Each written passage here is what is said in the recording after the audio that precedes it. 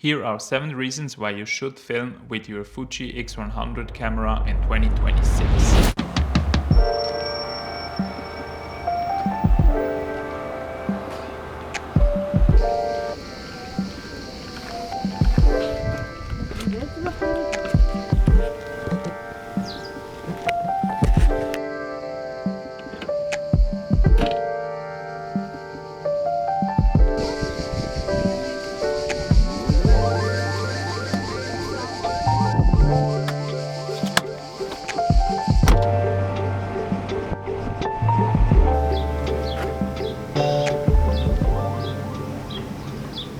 Hello everybody, this is my first YouTube video. Today I wanted to talk about filming with this bad boy, the Fuji X100 line.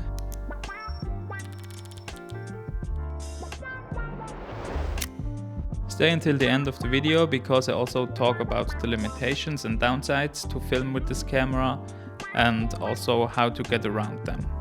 Yes, this is not a cinema camera, but yet one of the best cameras to film in 2026. Let me explain why after these sample clips from last summer in France.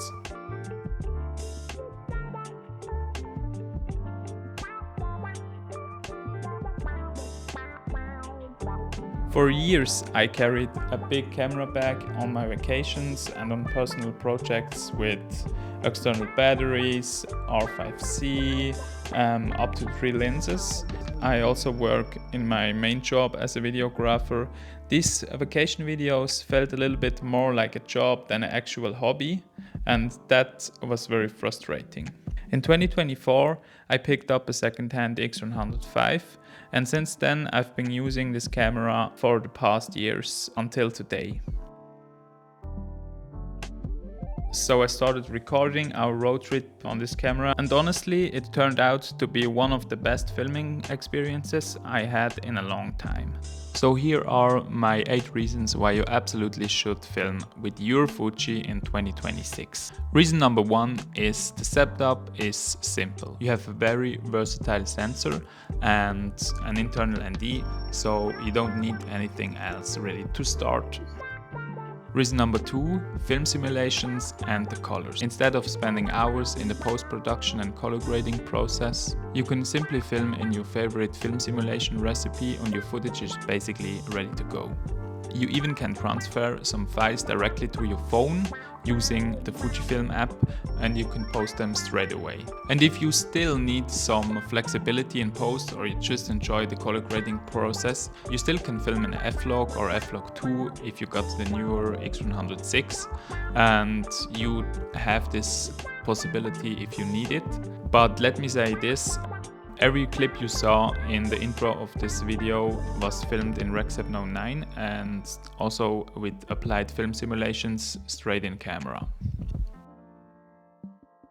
Reason number 3 is treat your shots like moving pictures. There is a certain mindset if you shoot some still pictures comparing to filming a video sequence. The Fuji X100 line let me treat every film sequence I shoot like it's a moving picture instead of the traditional way of run and gun with a video camera. And I think it was an incredibly powerful way to improve my own filmmaking. Reason number 4, no pressure.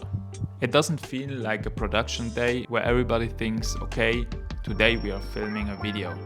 You just have a small camera with you, and if you capture some good moments, great, and if not, that's fine too. You didn't carry a ton of gear with you, neither metaphorically nor physically.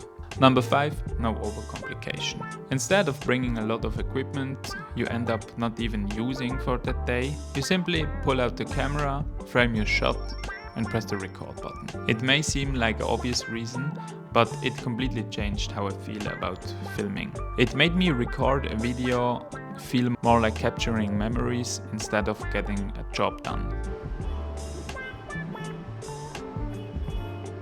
Reason number 6, limitations that help you focus. The limitations the camera has, for example the fixed lens, helps you decide on how the light is shining, where to place your camera, how to frame your shot, what is in the foreground, what is in the background. And I think these things make or break an image, and not what camera you shoot on or what lens you choose for the shot. And not forget about just having fun of capturing the moment and not overcomplicate on gear or anything else.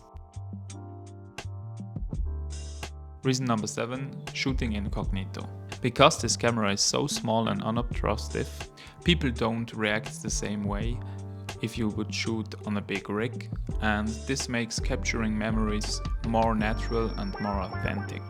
Of course, it's not a cinema camera, and you have some obstacles to overcome to make it work. And this brings me to the downsides of this camera. But none of them is really a problem. You can easily manage to get around them if you know the weakness and strengths of your camera. So the first thing is the battery life, which can easily be fixed with bringing some extra batteries for a day.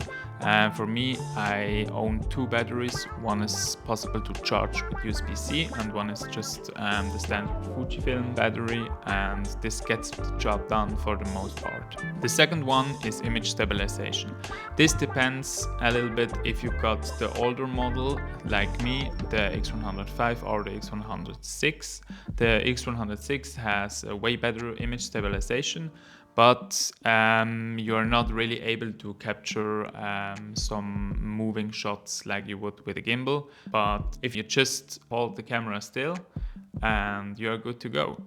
If you got the X100V, you maybe end up still getting some micro jitters, but you can easily fix that in post by stabilizing your footage. Another downside is the overheating. As you saw in the beginning, it was very hot in the Côte d'Azur when I recorded these video sequences, and the camera overheated a lot of times on me. But I think the solution to the overheating problem is just be a little bit more mindful with your recording times and think of it like you're capturing film and not digital, so you are not rolling non-stop. Also, the autofocus is not really the best compared to other cameras like some Sony or the Canon R5C. I think for that you just have to pick your focus point and then switch it up in manual and you're good to go. So if you found this video helpful and enjoy watching, please let me know in the comments, and maybe you are considering subscribing. This is actually my first video I talk to the camera like this, so if you made it this far in the video, that would be much appreciated if you let me know, and I will see you in the next video.